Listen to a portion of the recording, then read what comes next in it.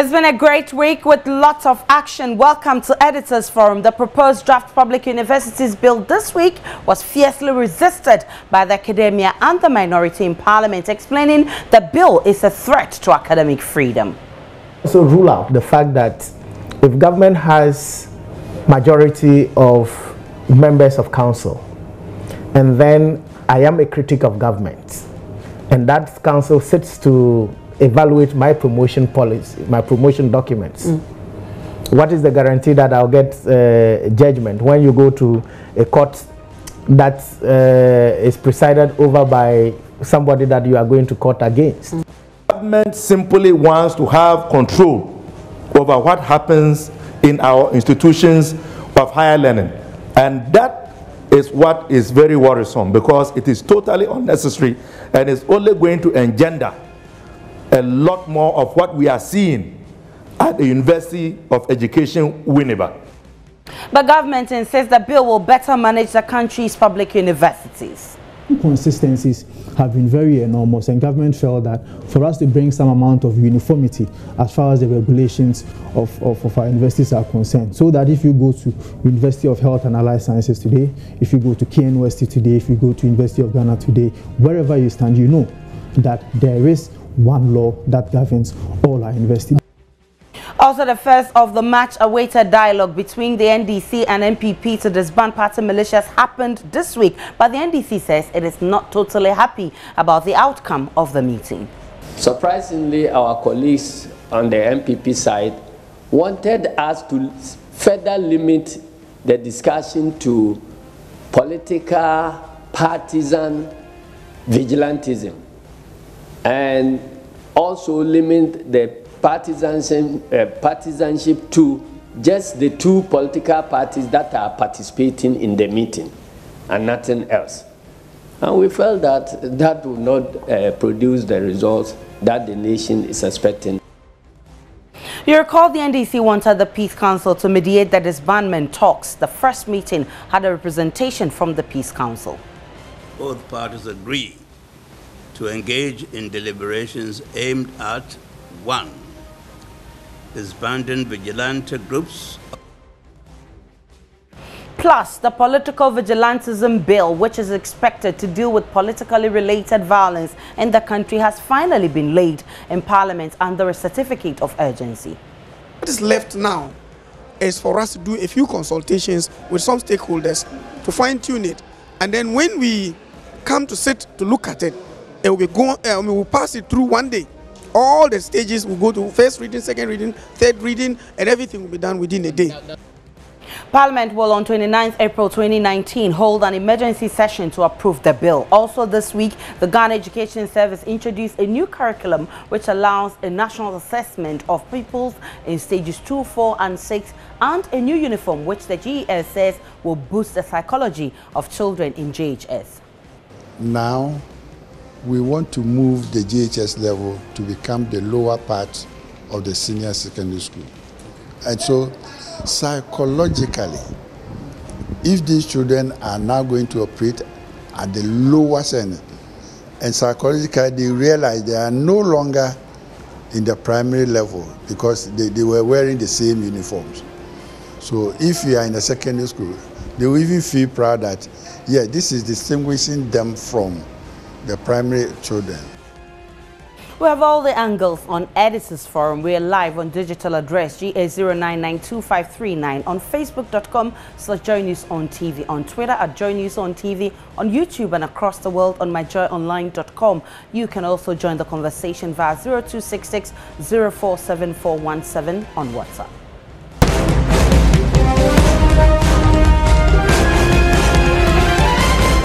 Welcome back to Editors Forum. My guest in the studio, Kobe Fiagbe, is managing editor, Ghanaian Lens, a newspaper. Kobe, you're welcome to the show. And Kojo Yang Singh is anchor with Joy News. He will soon join us in the discussion. But Kobe, it's been a very, let me say, action-packed week. A lot of things happening, and one of the important things that happened is the fact that this document came out circulating that the government seeks to put all our public universities together. that should be a good idea. But of course, the explanation that government has given, for instance, is that all the laws governing our public universities are outmoded, and of course they are also scattered. If you like, let's look at the constitution or the membership of a university council, and you would have, for instance, the University of Ghana having 15 members, KNUST having a different number, University of Cape Coast having a different number, and all other universities having different things. So they're talking about how the whole thing is scattered. So government says that they seek to harmonize the administration of public universities, and that is why this bill is very important. The academia, however, say this is actually a remedy to a problem that do not even exist. That is what government seeks to do. How does all of this come across to you? Thank you, and good evening to our viewers. Actually, I think this is a needless bill. And I've scanned through the document.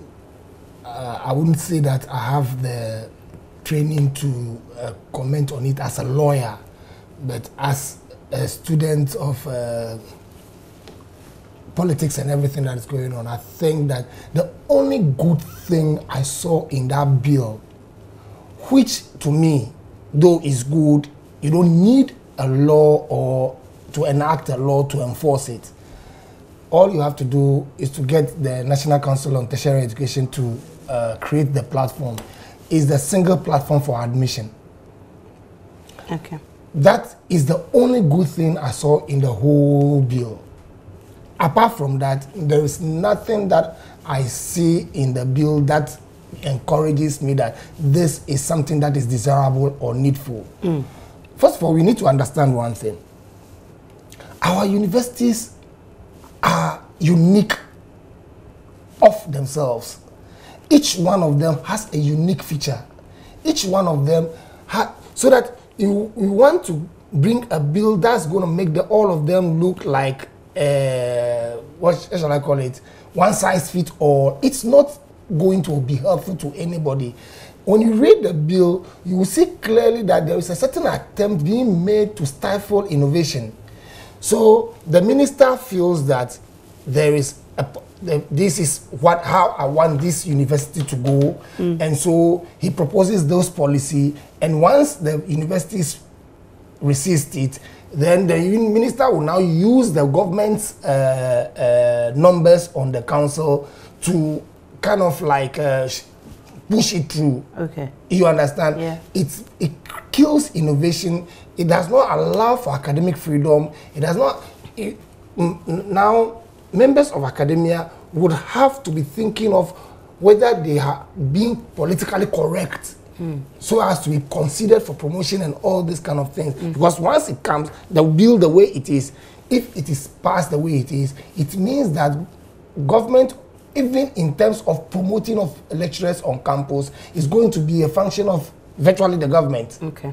You understand? Right. And I don't think that we should allow our universities to be railroaded into such a position. But the bill you're talking about, clause 41, specifically deals with this academic freedom that all of you are talking about. It specifically states that in all of this, the academic freedom of lecturers internally and externally shall be protected. That is what it is. Okay, so I read to you clause 40. It says a public university have the right and responsibility to preserve and promote the traditional principles of academic freedom in the conduct of its internal and external affairs. And so yes, promotions and all of that, I mean, even before you even become a professor, associate professor, and then become a full professor, all of this, the academic board, which is the university council, have a hand in it. But if it is specifically provided in the bill or in the law, I don't see how the university council would come and deny you your academic freedom. It is there. We are told that we have freedom of speech, but sometimes you exercise that freedom of speech and people come at you with all kinds of things because of the existence of certain regulations, right? Exactly. So you have been guaranteed freedom of expression, or academic freedom. Okay. Yet the Minister of Education has been given has also been given the right or the authority by this same bill to introduce certain policies for the universities. Okay. Not the universities formulating those policies for themselves and taking into consideration the exigencies of their times. But the minister sitting in his office decides that, okay, this is the policy that I think this university should produce, and he has the authority. How will that help academic freedom? Okay. If that is not what academia wants, how would that be helpful to academic freedom? So I'm saying that they seem to be giving it to you with one hand, yet they are taking it with another hand. So yes, it is on paper that it has been guaranteed, yet we have instituted measures that will eventually kill that freedom. Okay. You understand? Now, the other thing that I find very scary is the situation where the bill proposes that in a case of emergency, President can just decide that I have, how do you call it, annulled the council. Okay. And establish a new council. It is scary because I have read through the document. I have not seen what description of emergency has been given, and how would that, and who determines what an emergency is. Okay. And so today, for instance, like what happened in KNUST, then the president decides that, look, council stands abolished or disbanded, annulled. So Otunfo is no longer the chancellor of the university. The council is gone. So now I'm instituting a new council. Now, when that happens, don't you see that government position is what is going to be pertaining on the university campuses instead of the position of academia and of students of when I say academia, I'm talking about the lecturer, the student, the university community. Let me put it that way, the university community. Isn't that what's going to happen? And this is what we are talking about. That look, but with that emergency power, even the Minister of Education has been giving that power, even not in this new bill, in the existing laws that regulate our university. The minister has the power, if there is an emergency, to institute measures that will curb, and it includes one, curfew and all of that. And we saw him exercise that power during the KNUST pass. Does that include disbanding the council? Well, if there's no specific there's no specific provision that he should do A or B, but he is supposed to take measures that will deal with the emergency. But those measures do not give him the power to go and say that, look, council stands disbanded. That is the point I'm making. Okay. But in this particular instance, that authority has been given, and I think it's scary because when we see the situation that transpired at KNUST, or even at what's the name, University of Education, UEW, assuming that a new government comes in and decides that, look, I don't like the face of the chancellor who has been appointed under President Akufo-Addo. I don't see that coming. Well, I hope not. But we have been given too many bad examples these last 2 years that it can happen, and that, you understand, for instance, the move against Charlotte Osei, the move against the BFG governor, deputy governor, and all those, when you was called and said, the president said, I don't like your face, I want my own man to be there, and so resign. You have evidence? Oh, but the man came out, I think it's on your station, Joy FM. The man said it himself. Yes. But did you hear the other side? Has the other side even challenged it? Has the other side? So there's so much bad examples that have been set in these last 2 years that it's a foreseeable how do you call it, event that can happen in this country. You understand? Yeah. So when you have this bill, God forbid that it becomes law in existence, what it does is that it arms government to become so powerful that it can virtually take over the university.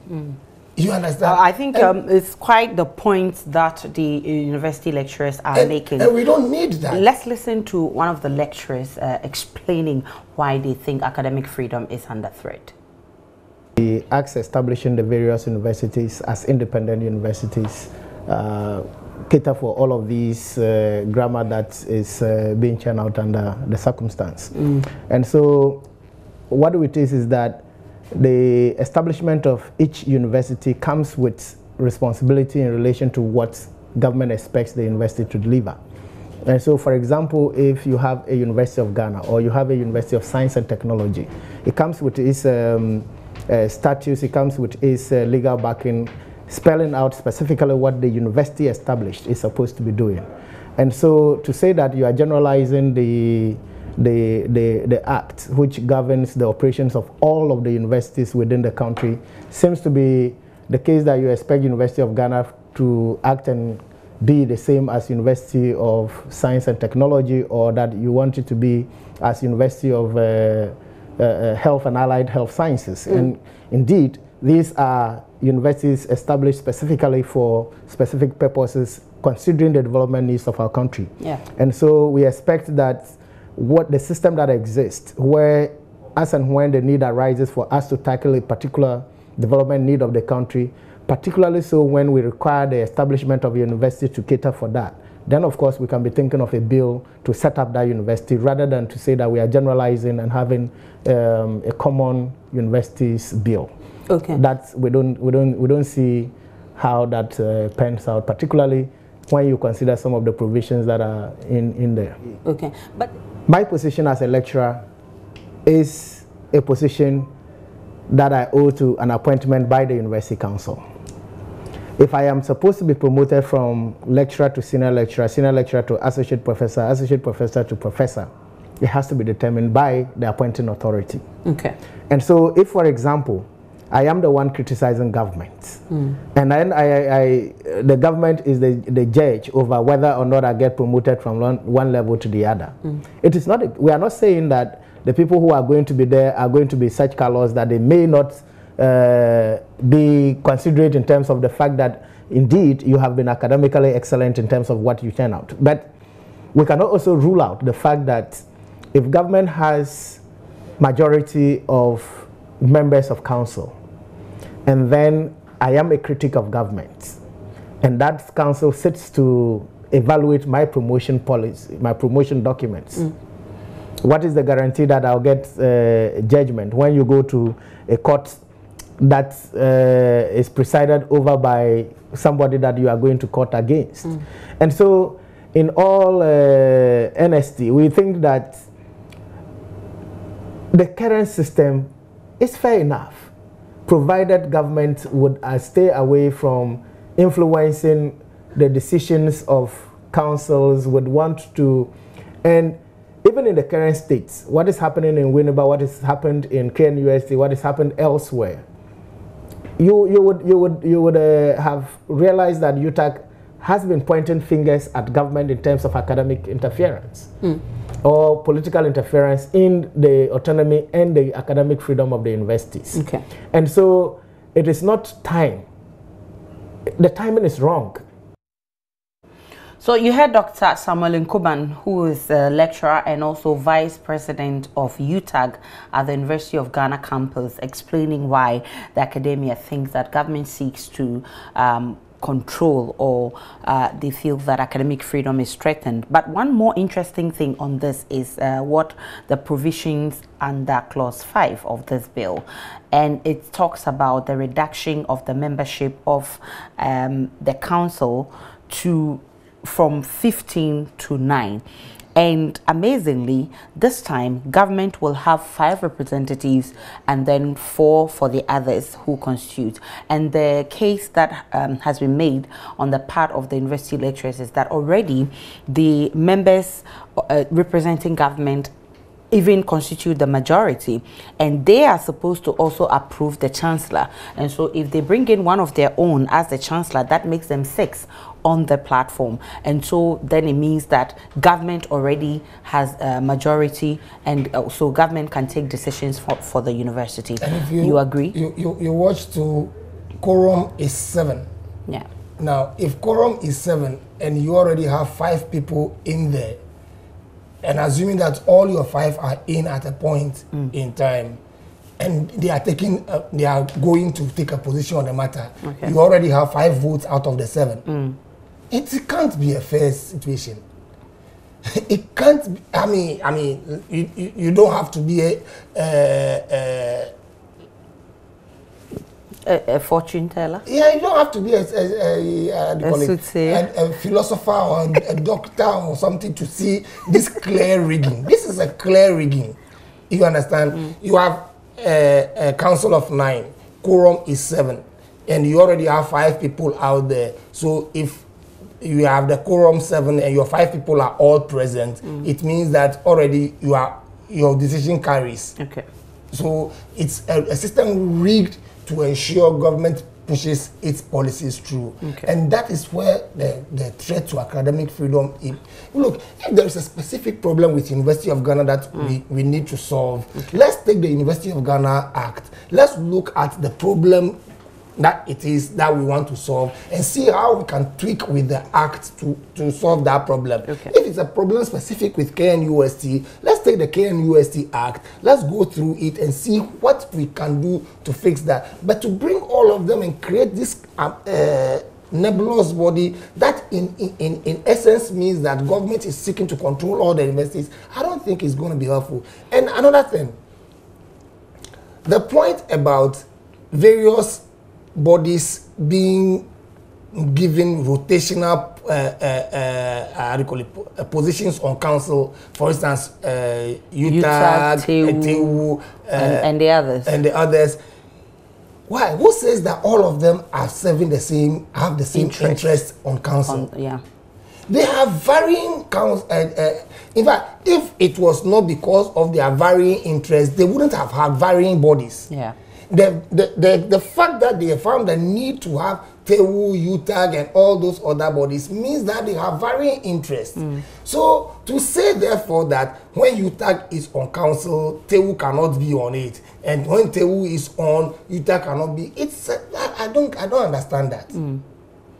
I don't. And so, look, whether you are going to give all of them representation on council or not, the truth of the matter is that this bill is just needless. Okay. Let's go and look at the specific universities. Let's see what problems that there are with them. Let's look at their laws and do what there is that can be done with their laws. We don't need to bring all of them under one umbrella so as to be able to solve any problem. In fact, we cause more problem than we solve with that. Okay, but of course, government has explained that this bill is actually in its raw state, and it's not it hasn't even been laid in Parliament in the first place. Right, but the other thing is that Parliament, the minority in Parliament, are saying that they will reject this bill with all force when it comes to Parliament because they also feel that it's needless. Let's listen to Ranking Member on the Education Committee of Parliament.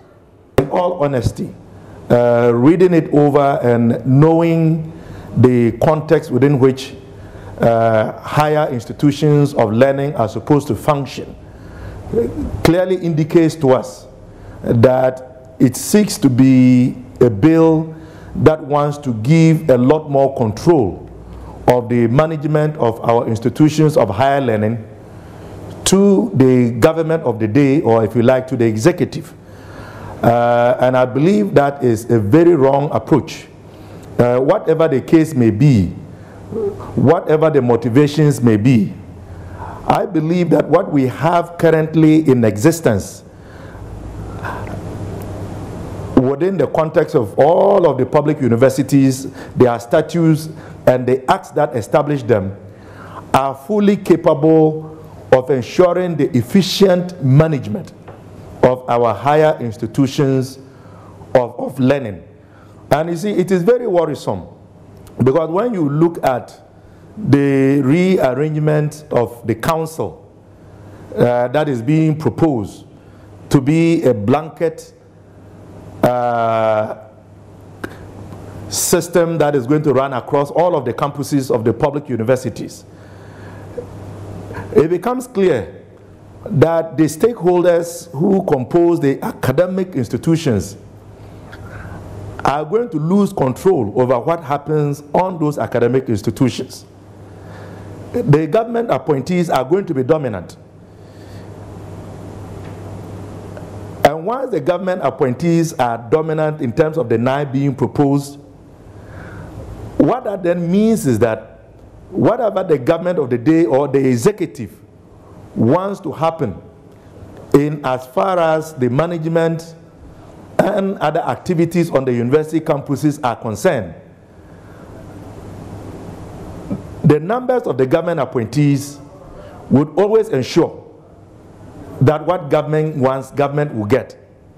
Government simply wants to have control over what happens in our institutions of higher learning.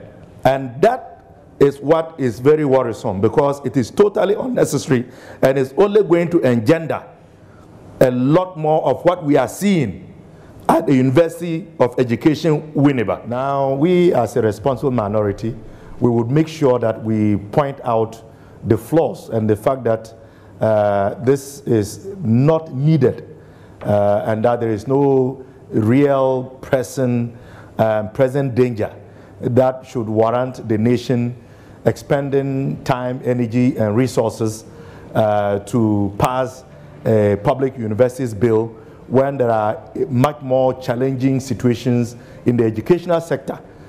We would rather the resources should be channeled to host a national forum for us to look at the best ways to reposition the free senior high school policy to deliver on what it is meant to be. So yes, government definitely has the majority in parliament. They have the majority on the committee for education. But I believe that those of us who are stakeholders can also make the case to justify why this is not an expenditure that the public should bear when government has not demonstrated any pressing need to support this proposed bill that it is bringing forward to Parliament, if that is true. So you heard Dr. Clementa Park, who is MP for Bolsa and also the ranking member on the Education Committee in Parliament. But Kojo Yankson has also joined the discussion. Welcome, Kojo Yankson. Thank you. And thanks for being late. And he was lecturer on the I agree, because Don't get me started. There's some flags. Anyway, so good to have you here. Thank you. It's good to be here.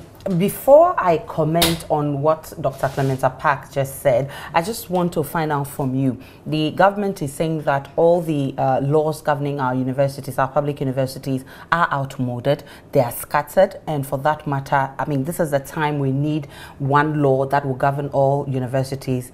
And so they seek to harmonize the administration of our public universities. It's not a bad idea.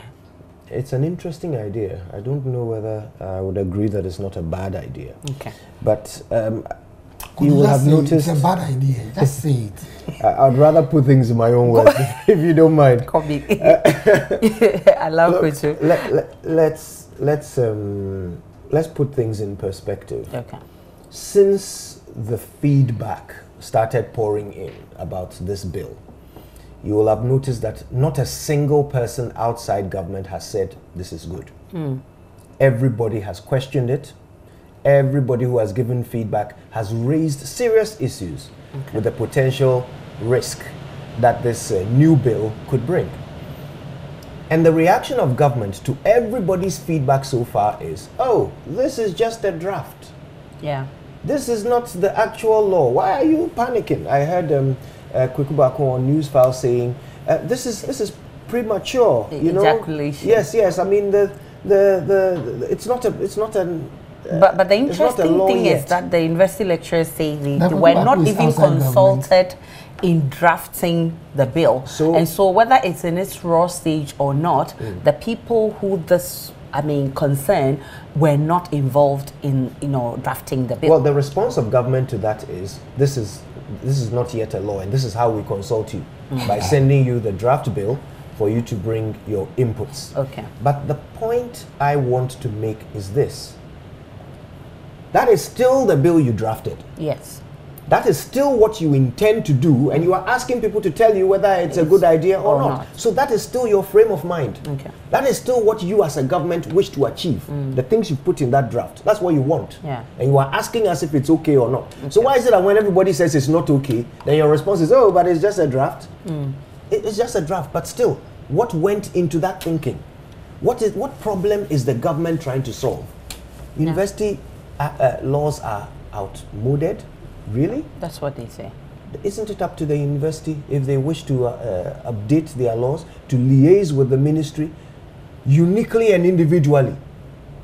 That's severally, why they should have the correct been use of the word consulted. severally, yes, individually. They should approach, if they feel that there's something wrong with their law, University of Cape Coast thinks our laws are outmoded, they should approach the ministry and say, look, I think we should change this and that about our act. Or the university can approach University of Cape Coast and say, look, we think your act, this and that could be changed to make it better. And the minister would have also approached any of the universities to say we wanted to change, this is how we feel about your laws. What do you think? Let's think together.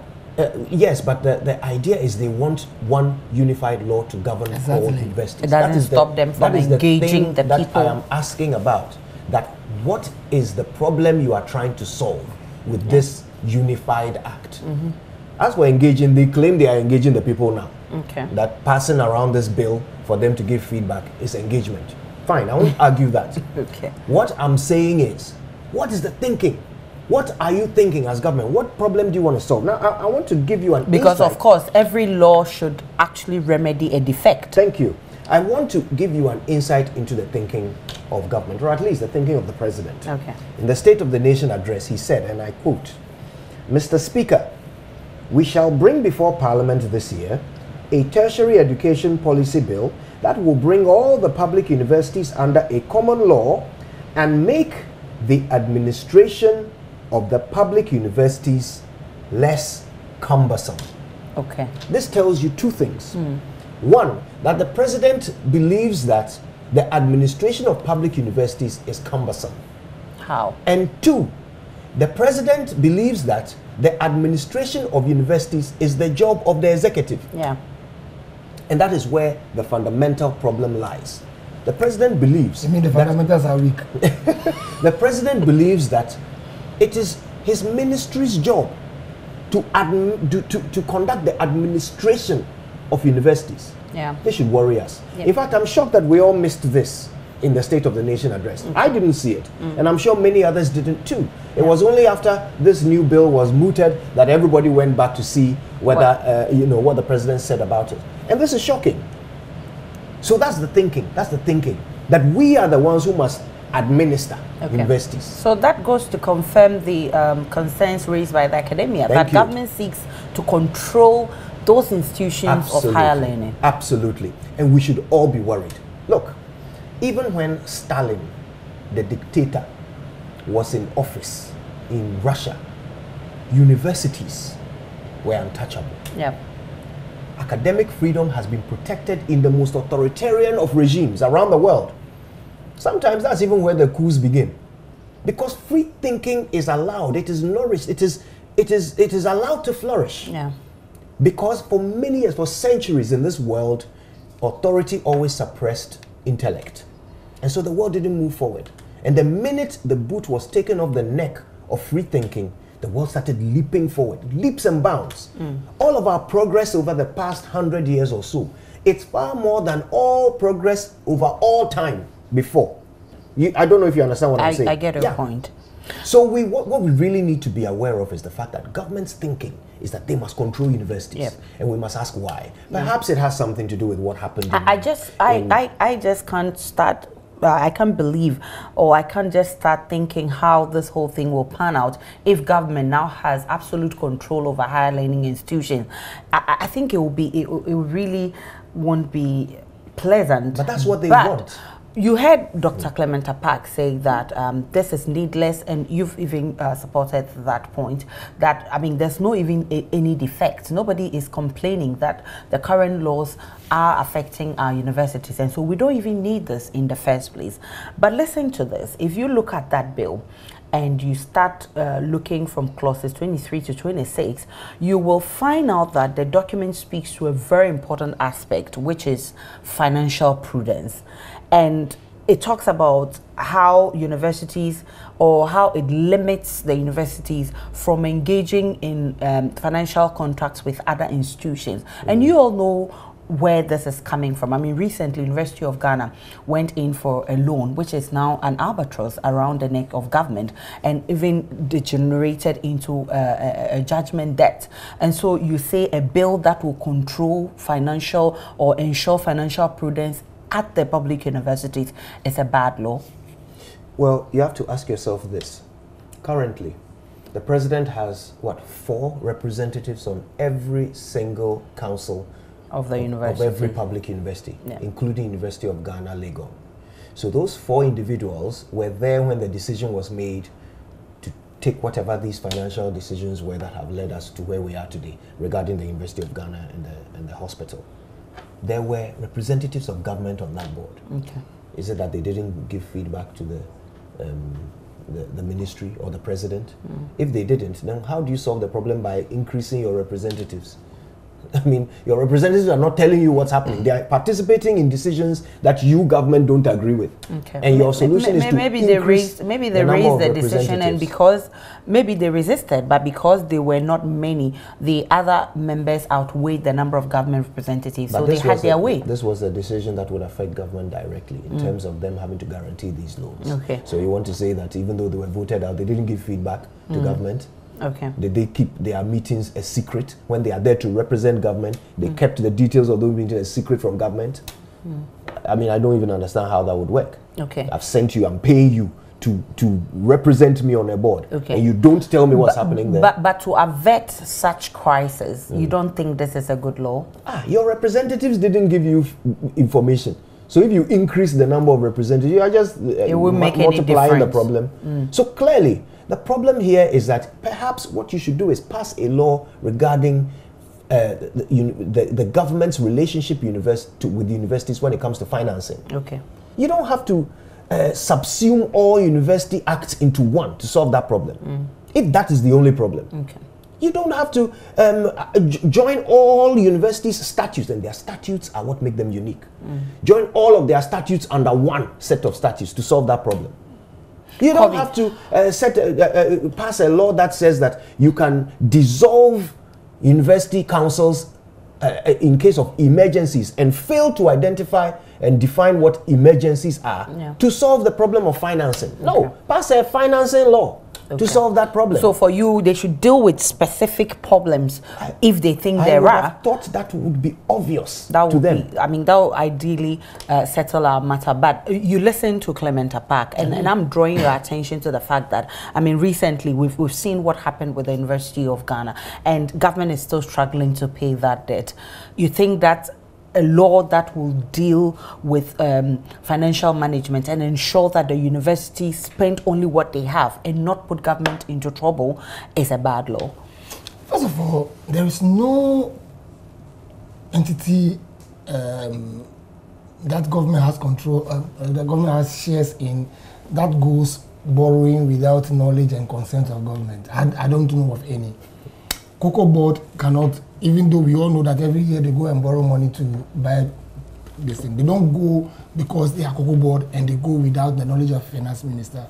Kolebu, I know, also enters some form of arrangements for loans, but they don't go without the knowledge of finance minister. So that, for me, you don't need a law to correct that. You don't even need a financial law like he's suggesting that we should bring a financial law that will regulate how government and these institutions relate in terms of financial matters. I don't think so. All you need to do is to look at the existing laws of the universities. What are the defects that are there that is allowing these things to happen? If there is a specific defect that can be corrected, let's correct it. You understand? You don't need to bring all of them under, as okay, fine. So the universities have the power as it is right now to borrow. So because of that, you bring all of them under one umbrella, and so you cut all of them off. What if indeed they really do need that borrowing to do the kind of things that they have to do to enhance academic freedom and to have academic excellence? What if? You understand? Yeah. And in any case, the move right now is not for the universities to borrow money and for government to pay. If the University of Ghana Medical Facility had been operating, it would have started paying for servicing its debt by now. You understand? That is the structure that was put in place, that you borrow on your own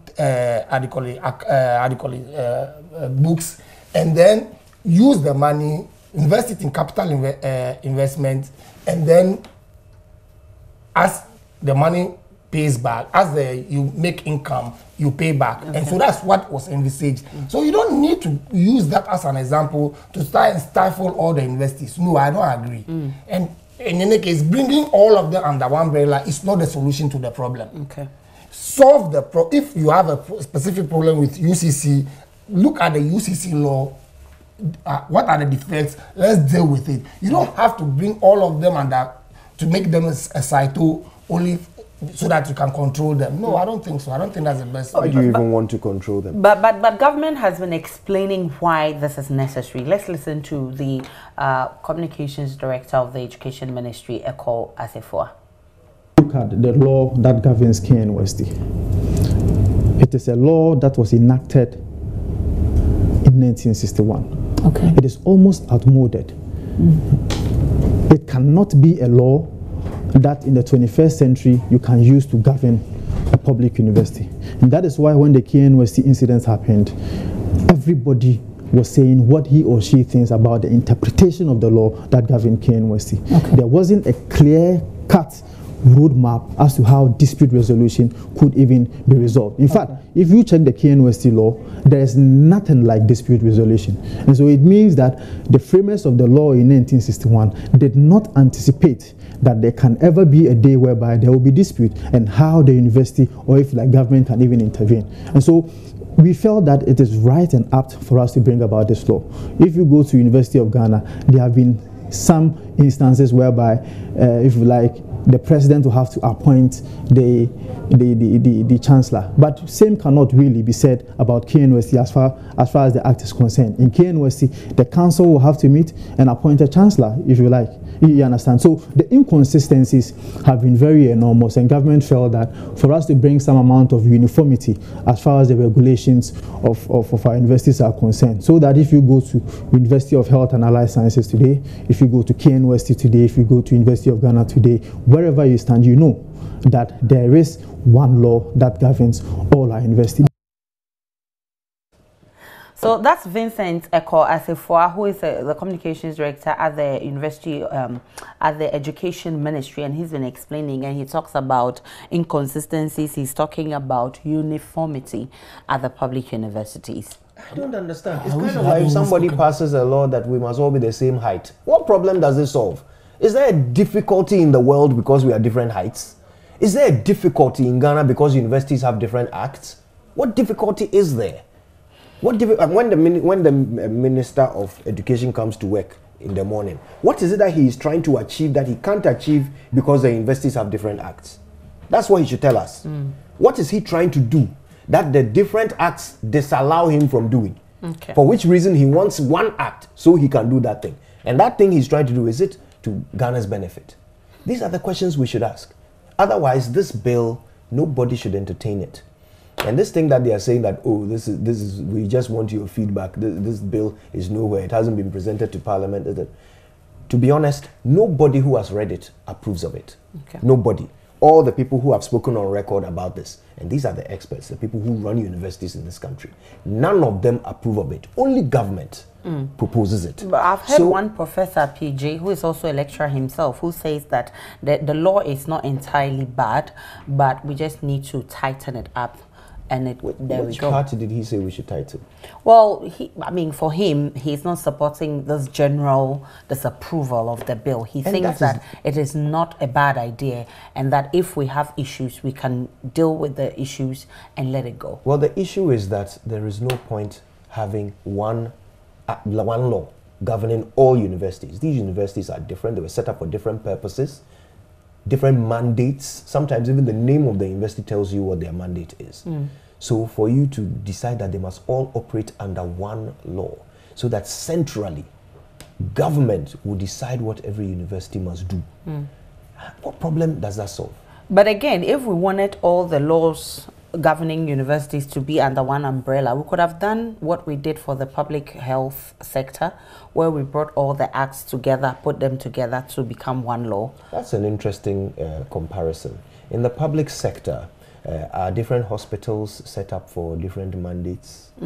Or do they not? And of course, even with that, we didn't pass a new law. That's the point I'm trying to make. We only brought different acts and we put them all I was umbrella. actually coming to that. Yeah. First of all, the reason why it was possible to do that is because hospitals are not set up to carry out different mandates. So if you want to put all of their different acts with all its different provisions together under one law, it's not difficult. Okay. It's not difficult. But here, with the universities, it's kind of like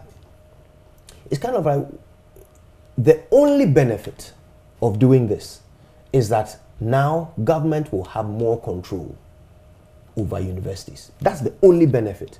And the question is, why must government have more control over universities? What is the advantage of government having more control over universities? Is there one? Is there a problem that more control will solve? I mean, think of the times that government has interfered with activities on university. When has it ever gone well? Is there even one example of government intervening at a university and things turned out better because of it? Well, we've all been talking about how this will threaten academic freedom. And indeed, we've all agreed that even the universities themselves have their own traditions and status quo. And therefore, if we change some of these things, it will not augur well for the universities. But if you look at the document once again, I think they also envisaged some of these things coming up. And so clause 41, for instance, talks about the right and responsibility to preserve and promote the traditional principles of academic freedom in the conduct of its internal and external affairs. I mean, shouldn't this settle the matter? Read that again. It says a public university have the right and responsibility to preserve and promote the traditional principles of academic freedom in the conduct of its internal and external affairs. So they are putting the right and responsibility on the university. Of course, but there can never be a right without a responsibility. Yes. If, So for instance, you were giving the power to do everything that you want and you did not have responsibilities to guard... I didn't say there shouldn't be responsibility. I'm now going to make the point. The point I'm making is they are putting that right and responsibility on the university, saying it is your right and responsibility to ensure you have academic freedom. However, we are controlling you. Okay. But even in the Constitution, you have fundamental human rights. The whole of Chapter 5 gives you that freedom. But you also have a responsibility as a citizen. Representatives of the government are on the board. So at any given time, and there are only 9 members. So they can win every vote, every single vote. So automatically, the government controls your university. Now, the academic board reports to the council. So in order for a lecturer to be appointed, promoted, in order for a lecturer to travel abroad, all of this is subject to the decisions of the council. So if the president decides that I don't want this person to be employed at the university, it doesn't matter what you do. 5 of his men and women are already on the council. And they will. So where is that academic freedom that they've given you the responsibility and right to uphold? Where is it? And how are you going to uphold it? You understand? So sometimes you can throw English into a law knowing fully well that it means nothing. And this is a perfect example of that. Well, one other interesting point that was raised, which I also kind of agree, is that in clause 11, which mandates the council to establish a standing or ad hoc committee and also assign to the committee's functions that the council considers appropriate.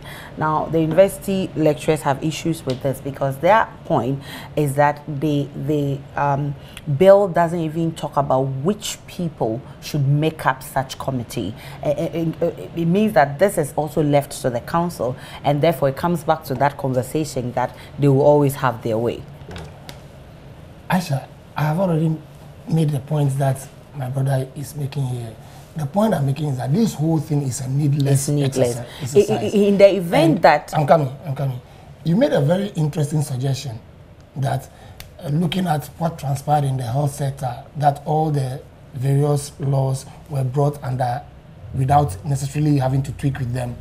But you see clearly that this one, it is not, the bill is not seeking just to bring the universities under one law to harmonize this thing. It's meant to control them. Yeah. The beef is in the area of appointing members of council. That shows you clearly the whole intent of the bill. The bill is to bring the people, the universities under one umbrella so that government can have a stronger hold on administration of university and therefore push through policies and ideas that government wants to push through. That's as simple as that. And so, yes, committees of council and all that with 5 members, why do you want them to specify that they should go and bring TEWU or UTAG or Students Representative Council when they cannot foresee immediately whether TEWU will be in favor of their position or UTAG will be or SRC will be in favor of their position. So they need to keep it nebulous. But the point I'm making is that we needn't even discuss these things beyond saying that it is a needless bill. Government should, if you have a specific problem to solve with KNUST, take the KNUST bill, let's look at it and solve that problem. You understand? Yeah. That's this whole bringing of everybody under one umbrella and then giving all the investors a certain council membership, which gives government control over all of the investors. It's really, really unhelpful, and it's rather a recipe for more chaos. Okay, so the point I'm making is we've pointed some of these loopholes in this bill. In the event that all these loopholes are sealed, Kojo, you think that we can move on with this bill, or you also think that, I mean, we should just scrap it off? You see, I made some notes. I went through all the separate clauses and paragraphs and made some notes, what I think of each one. And then when I finished, I realized that the notes I'd made are pointless. Because really, before we move with any discussion about individual paragraphs and clauses, we should get government to answer that first overarching question. What problem are you trying to solve? Exactly. Until they answer that, there's no point in us going into the individual. It's kind of like if we're going into the individual merits, then we are trying to say that, oh well, if you can, if you can change this and fix this, then perhaps it will be okay for you to go ahead and put all university, unify all universities. What did Vincent Tansefo say? He said that uniformity. Yes, so that when you go to University of Legon, you know that yes, it's the same as KNUST. Why is that an advantage? In the first place, they were not even set up, I mean, to do the same thing. So that is the question we must first get an answer to. All of them. Yes, once we get that answer, then we can start. In fact, once it is agreed that there must be a new law, then we can start discussing the clauses. But until there is such an agreement, there's no point discussing even looking at the clauses. But well, government says it's still at the raw stage, and so we'll see how it unfolds. It's left with the academia. Let's see how they battle this out, and of course I'm sure government will engage them and they will also bring in their input. So I disagree with you. Government says they are consulting by putting the bill out there for us to talk.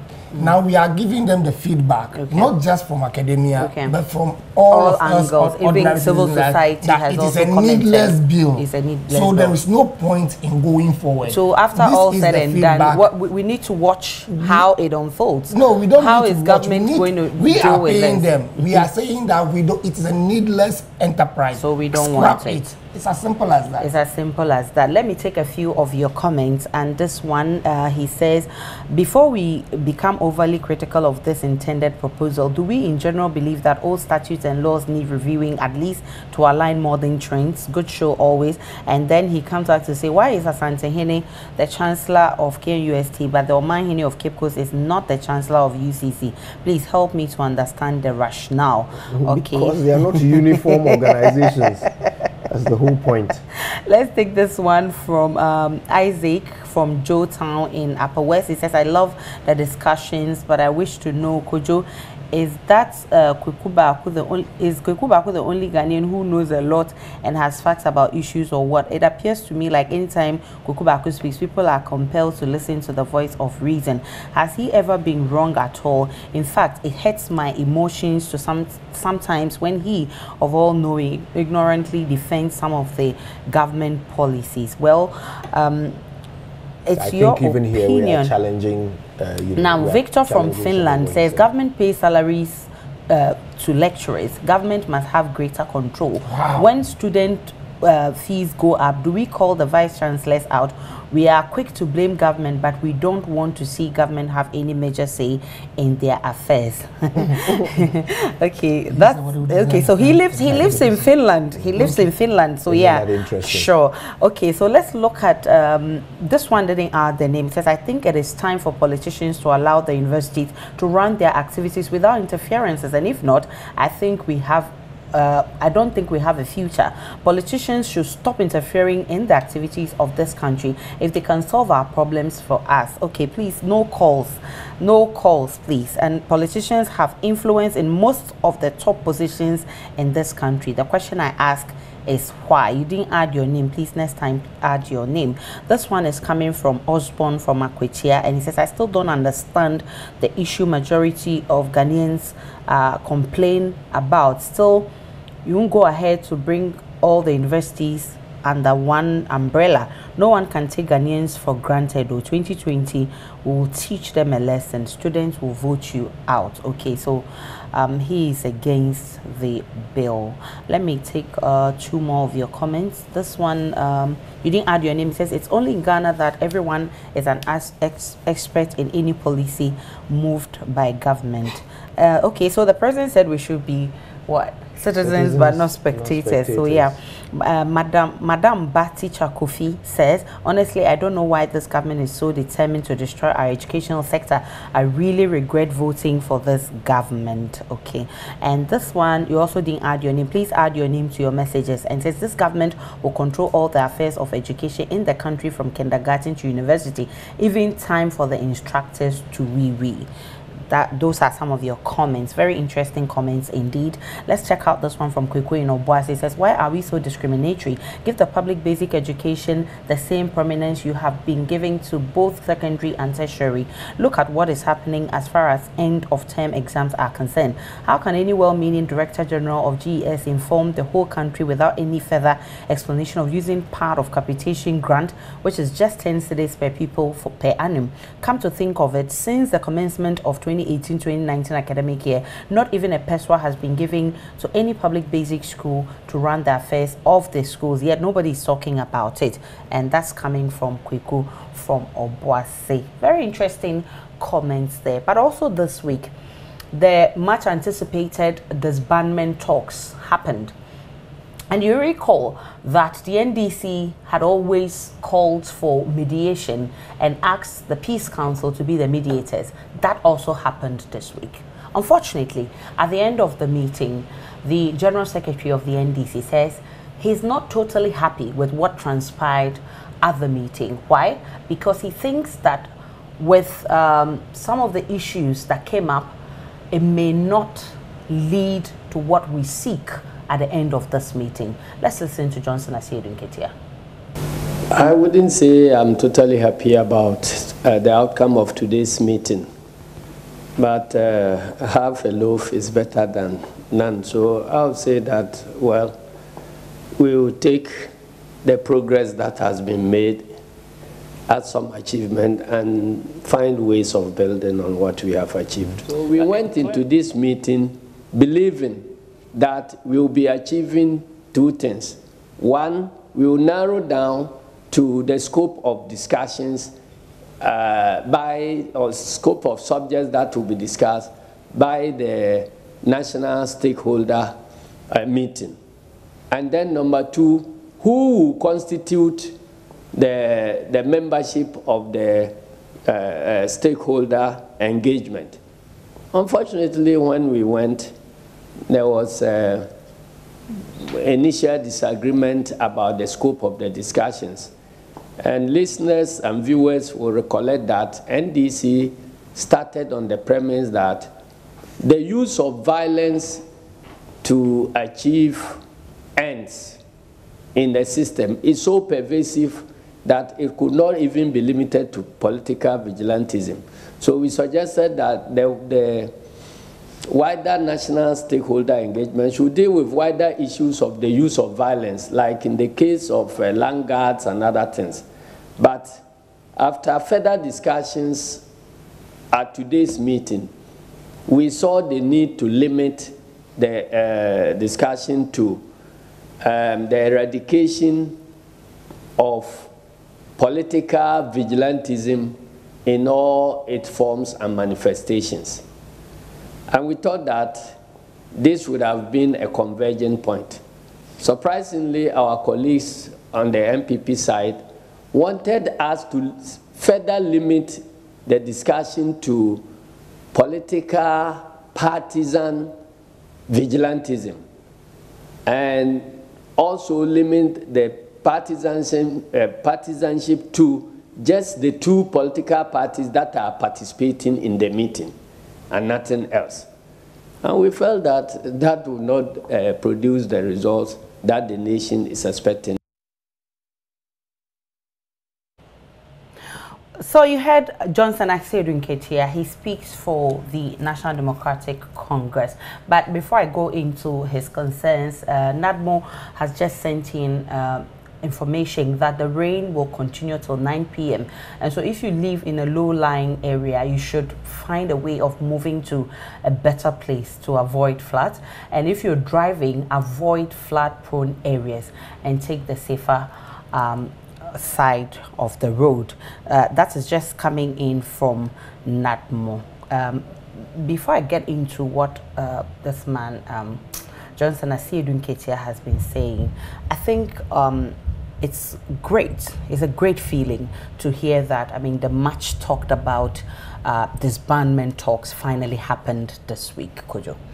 Well, I think the presence of the two parties and the Peace Council, just visually alone, instilled a certain amount of confidence in those who are relying on the parties themselves to take the most important action in disbanding. Just seeing them there was a good thing.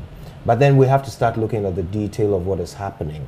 And we can't put aside the fact that there is a bill that has been placed before Parliament on a certificate of urgency to deal with this same problem. Now, the first thing I want to say is that I read through the bill.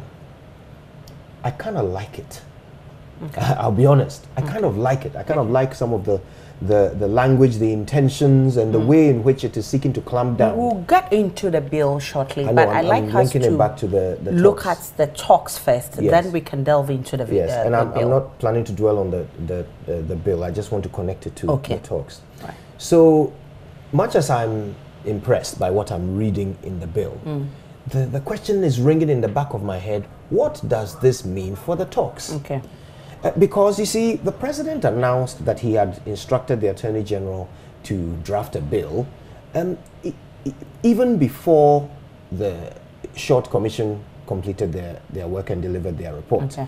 He announced it as his response to the last letter from the NDC. Remember, during the letter back and forth, he said to them, look, go and deal with the MPP now. Talk to them about your talks. Yeah. As for me, I've instructed the Attorney General, to draft a bill. So it seemed as if the president was removing himself from the talks. The talks that he had called for. The directive. Yes, that's what I'm saying. The talks that he had called for in the State of the Nation address.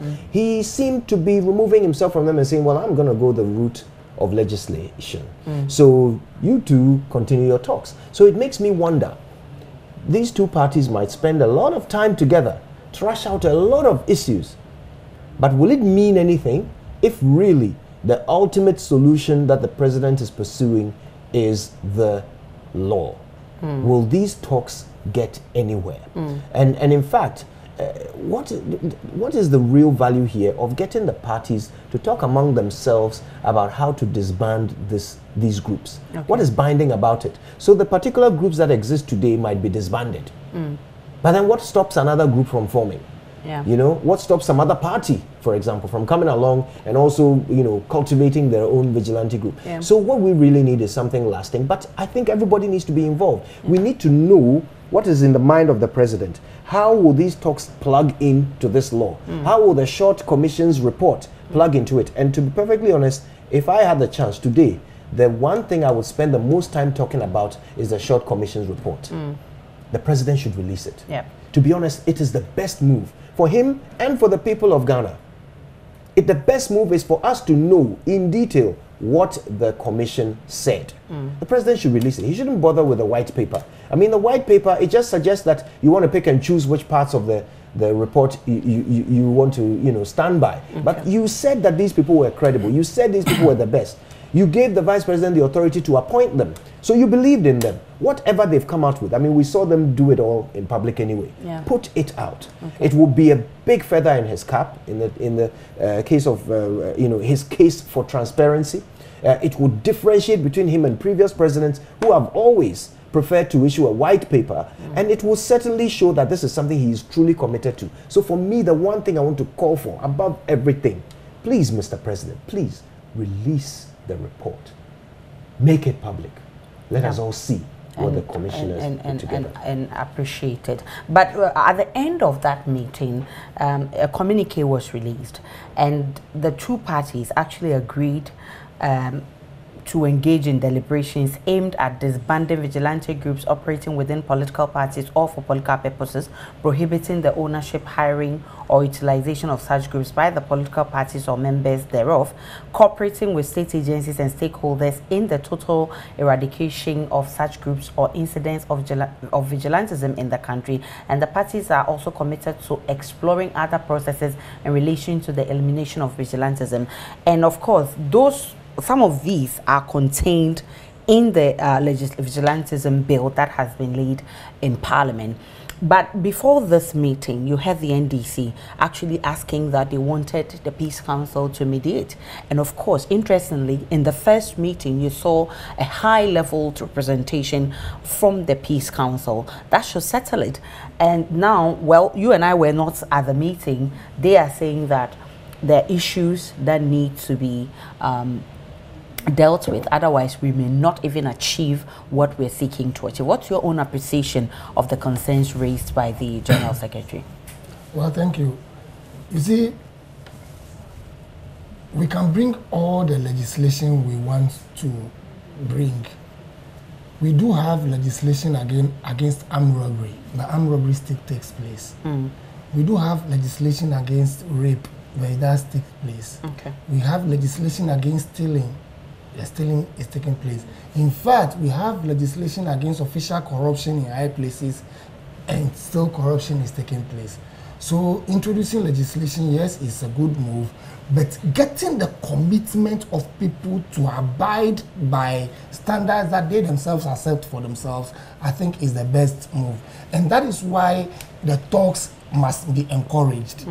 So that when the political parties come to the table and sit down and say, look, we are agreed and we have committed ourselves, and not just committed, but then these are the safety and cross-checking mechanisms that we are putting in place to keep each other in check and be monitoring each other. For instance, when it comes to the arms race, we had all kinds of mechanisms that the countries who are involved decide that we use this as a mechanism to ensure that you are not producing arms that you should not be producing and all that. So with that commitment, when we come to the table, that is what we are looking at. And that is why for me, it was a bit heart-wrenching that at the very first issue on the table, when they met with the Peace Council, there was a disagreement, which I found needless in the first place. But I expected it, because of course they should agree to disagree. I didn't at all. Okay. Because these are two political parties that had already publicly told us that they are committed to the disbandment of vigilante groups. Now, the point of disagreement was that the NDC wanted it to be political vigilantism, and the MPP wants it to be political party vigilantism. Okay. So here, it is limited to the MPP's position is that once it is for the party or with the party, that is what we are to talk about. And also, the MPP wanted it to be limited to only MPP and NDC political vigilantes and not the other parties. And that is where I have a problem. Let me give you a typical example. You remember when the issue of disbandment of vigilante groups came up, one very key person in NDC, came out publicly and said that as for him, he does not agree with it. And of course, we subsequently learned that the party called him and spoke with him, and he came publicly to recant that and apologized for that comment. Yeah. Okay. Now, assuming that Yamin was not NDC, assuming that Yamin was not even a political figure, and he is determined that I am going to continue with having vigilante groups, if we limit the discussion to MPP, NDC, the vigilante groups alone, and without taking into consideration all the other people who could have such groups under their control, how do we solve the problem? And that is where the NDC is looking at it. But over the years, we've never seen any vigilante group affiliated to the CPP, the PPP, or other. It's the NDC and MPP we've seen all this while. But does that mean that that's always what will happen? But that is even wrong. Okay. You remember Dr. Kwesi Enning at the, what's the name? Short Commission. Yeah. Made the point that even the vigilante groups that we have, apart from those that we know that we say, oh, this one belongs to this party, this one belongs, there are groups that are not affiliated to any party and they are for hire. Okay. So yes, the political parties come to the table and say, okay, we have agreed, we have disbanded our groups, Bamba Boys, Kandahar Boys. But the groups are in existence that they can go and hire to operate. Okay. So they are not affiliated to any party, but they are there for and hiring. that is where the NDC is coming from. Okay. That is the issue that the NDC says, look, let's not just pepper over this thing and say, okay, we agreed. We have disbanded Bamba Boys. We have disbanded Azoka Boys, Invincible Force, Delta Force, and the likes. And therefore, they stand disbanded. Full stop. Yeah, sorry, we come for pictures.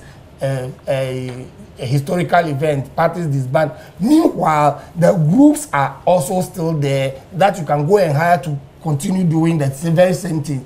And so that charade is what the NDC is against. They say, look, let's focus on dealing with the problem. Once we come to the table and decide that we want to deal with the problem, let's deal with the problem in all its forms. Yes, it may be difficult, but with commitment and determination, we will arrive at a solution. So let's go it that way. And that is where the disagreement is, which I find very, very needless. But I think that we need to encourage the MPP to see things this way so that we can be able to solve the problem once and for all. Holistically. Once and for all. We don't go and be solving the problem in a piecemeal fashion, which really is not going to solve anything in the first place at all. Okay. All right. But of course, more importantly, is the laying of the vigilantism bill. And we're told that on the 29th of April, there will be an emergency call for Parliament because Parliament is actually on break for Easter. On the 29th, they will be back and they will come and approve this bill, which was laid under certificate of urgency. Let's listen to the Deputy Attorney General who explains how this whole bill will pan out. Yes, it's of an urgent nature. But remember, the committee put in a little caveat. The fact that there's a need for us to consult a few stakeholders, the political parties and other stakeholders. If you look at it, it does not cover only just vigilante groups, but it includes, but not limited to, land guards and etc. They are all part of it. So there has to be some level of consultation. The determination that is of an urgent nature is not in dispute. It's been unanimously done. But what is left now is for us to do a few consultations with some stakeholders to fine-tune it. And then when we come to sit to look at it, it will be we will pass it through one day. All the stages will go to first reading, second reading, third reading, and everything will be done within a day because it's been determined. That, of course, that is why Mr. Speaker says that we will return here on the 29th. He announced that on the floor. And I think that when we return, since both sides are unanimously in agreement that we should go ahead with it of an urgent nature, it will be passed to law. The minority asking that the Iowa West Wagon Commission Inquiry report, they would want it published and a white paper on it put out before any further work on this goes on. Otherwise, then, you know, the input from there may not be captured after all, despite all the work. No, please. We are not to stampede His Excellency the President into doing his work. We cannot stampede him. The truth of the matter is that they haven't told us that His Excellency the President, by not releasing it as of now, has flouted any law or legislation for that matter. All they are saying is that it has delayed. And what constitutes delay is subjective. So I can say that His Excellency the President is doing due diligence on that report. And at the appropriate time, the white paper will be issued. They shouldn't be in a hurry at all. So that was Dendiong Bemka, who is Deputy Attorney General, explaining why this bill was even laid under a certificate of urgency. Now, if you look at that bill, the bill actually has identified 7 groups which are vigilante groups, and it means that as long as this bill is passed into law, those if you like, vigilante groups must be disbanded. And these are the Delta Forces, the Invincible Forces, Azoka Boys, Kandahar Boys, the Hawks, and Bamba Boys, and then you also have Bolga Bulldogs. Now, before we reached this point, there was some confusion between the minority and the majority whether this bill even should have come under a certificate of urgency, and that was settled at the long run. Could you think that this should come under a certificate of urgency? It wasn't clear to me in the beginning why certificate of urgency was a preferred way of dealing with it. But at the same time, I fail to see any fatal flaw. If it's passed under certificate of urgency. I fail to see how there will be a downside. It is an important bill. Vigilante, well, you know, they call it vigilantism. We call it, you know, party militias. Party militias. Their activities are a danger to us all. And actually, when you analyze the situation, well, you realize that the first danger is posed to politicians before us. Because see what they've been doing. You know, the president appoints someone, they don't like it, they storm there and they manhandle the appointee and throw them out, and you know. So their first gripe is always with the politicians, the people who they support. Yeah. You know, yes, they might, in a run-up to an election, they might run rampage on people they consider to be opponents of their party. But while their party is in office, they are the ones who are at risk. Yeah. So you can well imagine that this government is feeling some pinch, some pressure to make sure that this barrel, they are not held over this barrel. Okay. So you can understand why they want it to happen quickly. I don't see any fatal flaw in having it, you know, go through quickly. Just that, I hope they don't sacrifice consultation, proper, vigorous, you know, analysis of every single clause of that law. So I'm glad that even though it's a certificate of urgency, it will not actually be placed before the floor until, I think, the 29th of next month, when Parliament resumes for some emergency sittings. So that gives time. And I hope they use that time well. Let's all take our time and look through this bill. Anything that we see that we think could be improved, let's improve it, so that by the time it's ready to you know, be passed, it's the best for everyone. But there are those who feel that this bill shouldn't have come in, because of course, if the dialogue has started between the two parties, this bill or law, I mean, it's just needless. I mean, it's not important, because we already have the two groups who have agreed that we want to disband and all of that. So why this bill? This is what I was saying earlier, that to be fair, the government needs to let us understand how all of these things work together. Okay, so the dialogue, the commission's report, and this new bill, how are they connected? How do they work together? Otherwise, one may render the others useless. You know, so, and it might be the other way around. It's not that because dialogue is going on, the bill becomes useless. It rather might be that because the bill is being passed, the dialogue becomes useless. because the dialogue is to deal with a present issue. The militia groups that are affiliated to these two parties now. Yeah. That is what the dialogue can deal with in its present state, unless the consultation becomes broader and other parties are brought in. What they can achieve is to deal with the militia groups affiliated to them today. But a law would be a more permanent solution in the sense that even after you disband these groups, future groups that may be formed would fall under this law, and they would be prohibited by this law. So yeah, the law might end up making the talks pointless unless somebody can explain to us how they are connected. But while we discuss the talks and the law, let us not forget the Commission's report. Yeah. We need to see that thing. The recommendations. We need to see the recommendations. We need to see them. Yeah. And you see, the reason why it would really be a bad idea for the president not to release them is that we saw the proceedings. Yeah. We heard double. We heard all of these people. We heard what they had to say. Yep. We heard Sam George. Yeah. So if you then come out with a white paper that only points to the areas that you as a government are comfortable dealing with, it would be fatal. Yeah.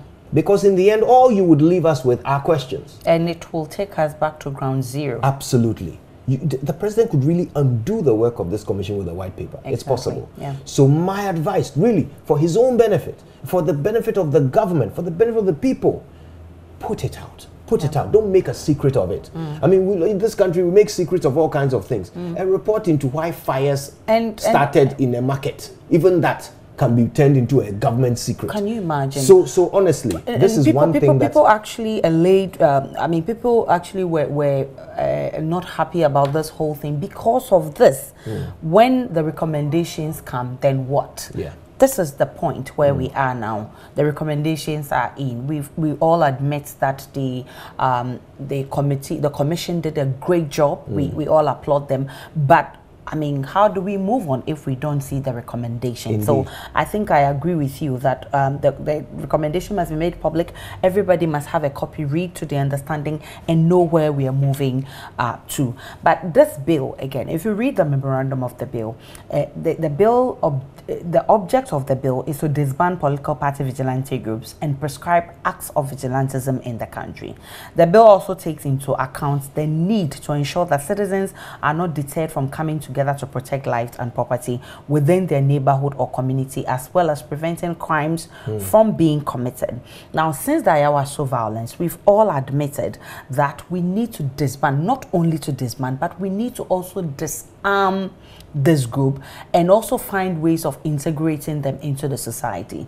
What I see this disbandment talks to is to actually disband. We agree that we are all going to say stop to our groups so that ends it. But when it comes to disbandment and even integrating the people into the society, that is where I see the law coming. And so if people say that because of the dialogue, we don't need the law, I see this law meeting the discussion halfway. You don't agree, Kobe? Well, I already made a point about having the law and having the commitment. You can have the law. If you don't have the commitment, you find all manner of ways to break the law. So, yes, that is why I say that we must encourage, even as we are pursuing the law, which some have said is a good thing, but I think that we really didn't need a law. We already have several laws under which political vigilantism could have been prosecuted, misbehavior at the polling station and all those kind of things could have been prosecuted. Okay. But if we have gotten to the point where we must bring a law, and we are bringing the law is one thing. Getting the commitment and the buy-in of the political actors and political parties to refrain from using all manner of subterfuge to adequately bring back those groups through the back door is the best way to go. And that is why the talks must be encouraged to continue. So that even as the law is being promulgated and all the debated and promulgated, the commitment that they themselves come to the table with and that they are identify the loopholes that they think that they can bring themselves together to plug in order that this thing will not rear its head again. That is the best way to go. And so, but one interesting thing I find in the law is the position of the law that says that within a month of coming into force, the leaders of the various groups should write to the Minister of Interior on the state of disbandment, the members of the group, and all that. Then I'm like, wow, wait a minute. For instance, who is the leader of Bulgar Bulldogs? Okay. Do we know? Does the minister has a record of who is the leader? But recently we've seen leader of Invincible Force addressing people and saying this is reason ABC why we did it. That is why head Delta Force leader. So yeah, that is why I didn't go to Delta Forces or Invincible. But they're all MPP affiliated. That is why I went to Bulgar Bulldogs. Now, for instance, at the commission hearing, we heard of a testimony that said that what's the name? Azoka boys are not vigilante group. Yeah. Now, that testimony is on record. Assuming that Azoka takes the position that I don't have vigilante groups. Yes, I have boys. I have a community watchdog or community watch group. How does that play out? Has there been a certain contact with Azoka such that he has agreed that his boys are vigilante, for which reason it has found expression in the bill? So I see all manner of... Yeah, because the bill also empowers the minister to actually define the scope of vigilantism. And so if your activities fall within that category, you will be forced to accept that your group is a vigilante group. But I'm saying that it has been defined.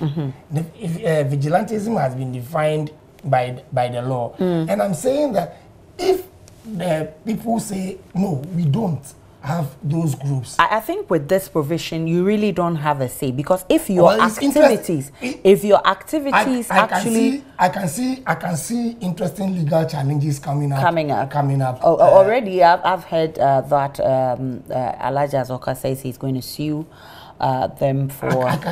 I can see interesting legal challenges coming up as a vigilante group. That is what I'm taking. I didn't hear it. I didn't hear him say that. Yeah. But just reading the bill tells me that there are interesting legal challenges that are likely to come up. For instance, Bamba Boys. We do know that when Bamba was the national organizer, of the MPP, he did mention that he had Bamba Boys.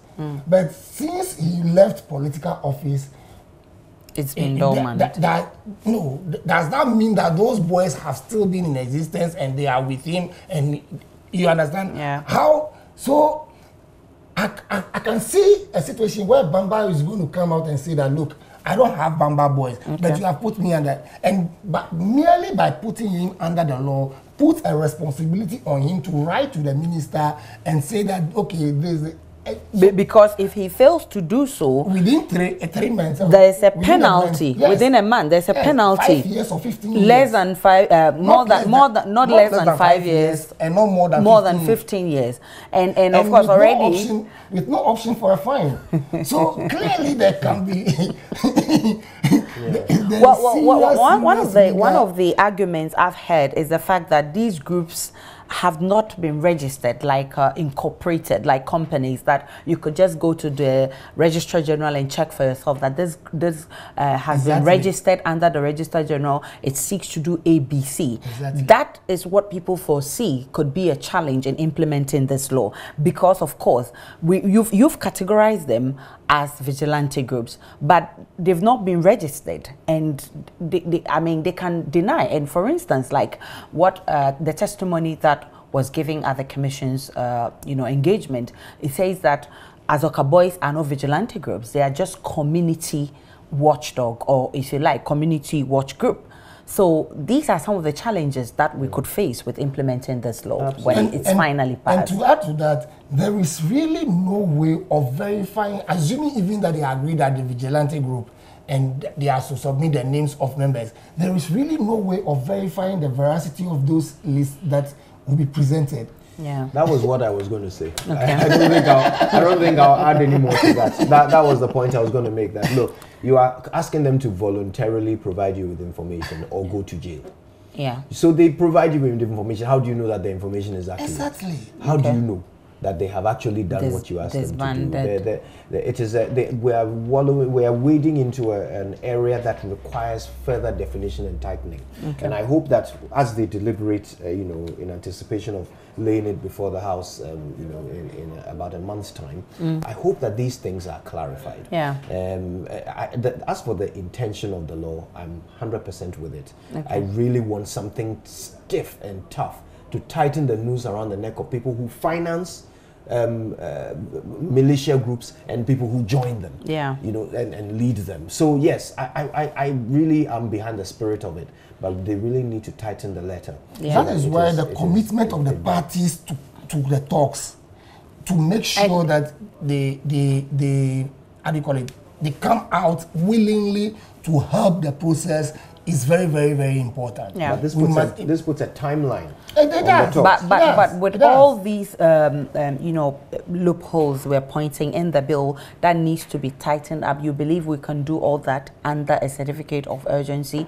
They are coming back just one day, do first reading, second reading, third reading, consideration. It depends on what they do with the recess. And then pass the bill into law. It depends on what they do with the recess. As you know, parliamentarians are not beyond taking some time off during a recess to go and sit and deliberate on somebody's bill. Somebody's bill. Once they've been given the facilitation fee, NLA, as we know, did that with members of parliament. So it's not beyond them. They will happily do that if they think it's important. So I'd like to see some of that on this all-important bill. Even though I certainly don't expect the Attorney General to pay them money on top of their salaries to do it. Well, and I also expect that if the Peace Council facilitated talks with or mediated talks with the two political parties continue and go in fast during the recess, there can be very, very useful amendments, suggestions for amendments of tightening the bill coming from that talk. Okay. It's possible that once the two parties come to the table with the commitment that we are going to eliminate this, they can also bring good suggestions from that talks to enrich the bill. And I've already heard some lawyers say that the penalties that is in there for instance, the leaders of the groups who fail to notify the Attorney General in writing that they've disbanded the group within 1 month that the law is passed will go not less than 5 years or not more than 15 years. And those who aid and abet, it means that those who even finance those groups have between 10 years and 25 years. Yeah. And some lawyers are already saying this is harsh. You think so? It's meant to be deterrent. Yeah. I don't think I don't think that it's meant to be deterrent. But I thought the point we're going to make was with that area of this thing that says that even if you counsel them, and that is where I have a problem with counsel. And does that include a legal representation? For instance, how would a lawyer who is being consulted by one who has been accused of being a vigilante, and that lawyer is giving counsel to that person, how does that play out? That is what I thought they were going to. Okay. That is what I found interesting, the area of counsel, and written specifically as counsel. Yeah. And without further definition or further clarification, it creates a certain difficulty for me. Yeah. These are all things that need to be tightened up. But as for the sentencing, I think it must be punitive enough. It's absolutely and to deter people from. It should terrify you, the concept of joining a vigilante so much so that you don't want to have anything to do with it. There should be when somebody comes to your house because you have muscles, and says, "Here's 2,000 cedis. Lead these boys to go and cause havoc during an election." You should look at 25 years in jail. Yeah. Then you just oppose 25 years and 2,000 and see which one is more weightier. Let's check out some of your comments on WhatsApp. Francis is from Netherlands. He says, "That's why I said it's only African everything. It's only Africa that everything have dealt with commission, and after that commission, what is the outcome. So he's also talking about the recommendations that the president needs to make public for everybody to read. Not just the recommendation, the whole report really. The reports for us to abreast ourselves and also help government deal with this vigilante group. Thomas is from Kumasi. He says, I urge politicians to focus on solving the unemployment problems rather than changing things. I also like to appeal to government to review the education system to make it balanced. If not, everyone is now running to nursing and teacher training because of job assurance. If I may ask, if we all go to nursing and teacher training, what will the other institutions do? And this one, he says what? Okay, let me read this one. It's coming from who? Emmanuel from KNUST. He says, are we trying to fight vigilantism of today or of tomorrow, or both? Or both today and future? We should solve this problem and also make provisions for future occurrences. Okay, so that's his submission. And just this one coming in from Daniela Pia from Kumasi. He says, our problems in Ghana is NDC, and they said they don't have any vigilante group yet. If a law is coming to deal with MPP vigilante group, they are crying. Why? Oh, interesting one there. Kweku from Obuasi says, MPP government being led by Nanado, they think Ghanaians are stupid. After integrating most of their political vigilantes into the various security services, they are now clandestinely calling on the NDC to disband its vigilantes. Ghanaians must wake up. MPP is too mischievous. And those are some of your comments there. This one from Phil from Asin. It says the MPP seems to have lost most things from swing. Several of their policies have received a bastardization from the general public. At this stage, the ideal thing to do is to apologize to the universities and Ghanaians in general. Those are some of your comments. And General Mosquito knows the U-turn of this government in terms of their policies and decisions. MPP can't ban their vigilante groups, and Roland is sending this message from the Volta region. So I've seen a lot of your comments. I'm afraid I may not be able to read all of them. This one says, good evening. Let's not be hypocrites and face reality. The universities were set up with different mandates. By now they all do almost the same programs. UG was set up to do arts, but now they do all programs. KNUST was set up to do science and technology, but now they do all manner of programs. And same applies to all universities. We need one law to regulate our universities, since they now do almost the same programs. So that's coming from someone from Obuasi. And this last one from Andy from Takwa. He says, the haste at which the government is trying to solve this militia issue will help in the long run, because we might not deal with root causes. I'm still wondering why the government is rushing issues. Those are very beautiful comments coming to you, viewers. Thanks for engaging us and being part of the conversation. But this week also we saw something tremendous happening. The GES announced a new curriculum for the basic schools and also announced a new uniform for JHS. What they say is that the new curriculum will tighten up things and ensure students are well trained. And one of the things they did was to reduce subjects at the kindergarten level from 7 to 4. I think we've been calling for this for quite some time now. And then they explained that the new uniform for the JHS students is to boost psychology. Let's listen to the Director General of Education, and also listen to education consultant Dr. Prince Ama, and then Michael Nsowa, who is also on the education committee. At the KG, the number of subjects have been reduced from 7 to 4. And within the 4 subjects, we will do more in-depth teaching. At the lower and upper primary, the number of subjects remains the same. However, there will be more depth in each subject, with greater emphasis on literacy and numeracy. Now, because this is a standard-based curriculum, different from the previous one, there are standards that will be set. So at the end of KG1, at the end of primary 2, at the end of primary 4, at the end of primary 6, there are specific competencies that the young person should be able to demonstrate at that level, and then probably at subject level. Just like the British education system. we all use up to P6 in Ghana. Everybody would have finished primary school. In UK, yes, they also finished primary school doing 6 years. When they move to the lower secondary, they call it year 7, year 8, year 9. That's what they call the lower secondary. And the upper secondary is just 2 years. And so, psychologically, if these children are now going to operate at the lower secondary, and psychologically they realize they are no longer in the primary level because they were wearing the same uniforms. So if you are in a secondary school, they will even feel proud that, yeah, this is distinguishing them from the primary children. So you heard the Director General of the Ghana Education Service, you heard Dr. Prince Ama, who is education consultant, and you heard Sir Michael Nsoa, who is on the education committee, and they've been explaining things for us. For some time now, we've all been asking for a new curriculum. One of the issues we've been hitting hard on is the fact that we have too many subjects for our students. I think it should be good news hearing that, for instance, at KG level, they're doing 4 instead of 7 now. That should be good news.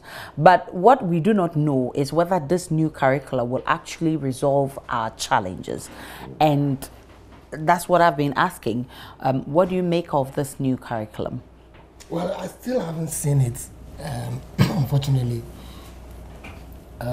But reducing from 7 to 4 for KG, for me, it's good start. Because the number of subjects you have determines to a great extent how much time you spend with the kids on the subject in a day. So, or in a school day. So, given that you have only 4 subjects to spend 8 hours with the kid with, that means on the average, assuming that no breaks or anything, you are spending 2 hours per that subject with the kid on any school day, which means more time and attention. Of course, one other thing that I think, I said I haven't seen the reforms yet. Okay. I don't know whether the reforms also include the number of class students in a class, because that is also very critical in giving the teachers the needed attention for the school kids. Yeah. So when I see those, then I'll be able to... The other thing they seek to do is to nationally assess the children at class 2, class 4, and class 6. There's anything that monitors the standards and makes sure that the input is meeting the standards that we expect is okay. Great. I don't have a problem with that. My problem is with the fact that as we are introducing these reforms, we are also introducing reforms in terms of uniforms that are supposed to be going for psychological effects. And that is where I have a huge challenge. Yeah. A huge challenge, because we are being told that the new uniform is being introduced as a psychological booster for JHS students to begin to see themselves as, what shall we call them, SHS students. Is that supposed to alert us that in the next few months or year or before the 2019 ends, there's likely to be another introduction of no uniform as SHS, as a way of psychologically preparing the SHS people for the university world, because universities don't wear uniform. Yeah. And if they must start seeing themselves as getting ready for the world of university, then they must also start going to school without uniform. Is that it doesn't add up for me. Kojo, where do you stand on this? Okay, I'll talk about the curriculum first. I think the best thing about it is the fact that government recognizes that our curriculum is outdated. Yeah. I mean, this is something from the colonial days that we have continued to teach our children by in 2019. So, I mean, it's just so long overdue. Yeah. That is the big positive here, that they see the need to bring it up to date. But have we brought it all the way up to date, or have we just brought it from the 50s to maybe the 80s? And if we have, then why?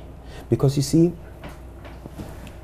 kindergarten We used to have 7 subjects. Yeah. Now we have 4 subjects. Kindergarten, you know, you're not yet 6 years old when you're in kindergarten. They're prepping you for class 1. Yeah. But what are the trends in the best performing countries in the world? Somebody messaged us from Finland today. Finland is #1 in education across the world. Yeah. What are they doing there? In fact, until you are 7 years old, you don't even have one class. You are not taught even one thing. You are playing. You are learning through play. So you don't have subjects. Yeah. And it's deliberate. Yeah. When you hit 7, they introduce subjects. As for tests, standardized tests, until you're a teenager, you never write any. Okay. And they are the best performing. In the So world. if we want to update our curriculum, why update it halfway and stop? We have now increased the standardized tests. Are we going backwards or forward? Every place in the world has demonstrated that less standardized tests means better performing students. Okay. But we are increasing our standardized tests. Why? So even the 7 to 4, for me, I feel like we haven't gone all the way. But we've gone some way, and they must be commended. Uniforms, quickly, before we go. So now they say we must provide uniforms for psychological boosting or whatever of JHS students. Okay, so I have a few questions. I don't want to just call it nonsense outright. I want to ask a few questions. Don't want to just call it nonsense no, I don't. outright. Let him make his point. So my first question is this. What research did we do to determine that these JHS students lack confidence? Okay. 2, that research, did it tell us how that confidence affects their attendance, their performance? Are we just making a decision based on nothing? One question. Or have we done research? And to wrap up, the research we have done indicated that by the time people leave JHS in Ghana, 90% of them can either not read or cannot understand what they read. So that was what from will research. a new uniform do to such person if we don't have even the material to ensure? Well, we'll be monitoring and seeing how this new uniform will improve performance at the JHS, and that's all time will allow us. My name is Aisha Ibrahim. Many thanks for watching. I want to say thank you to gentlemen. Kobe Fiagbe is managing editor, Ghanaian Lens, and Kojo Yansing is anchor, JoyNews. Thanks so much, gentlemen. I'm taking you to my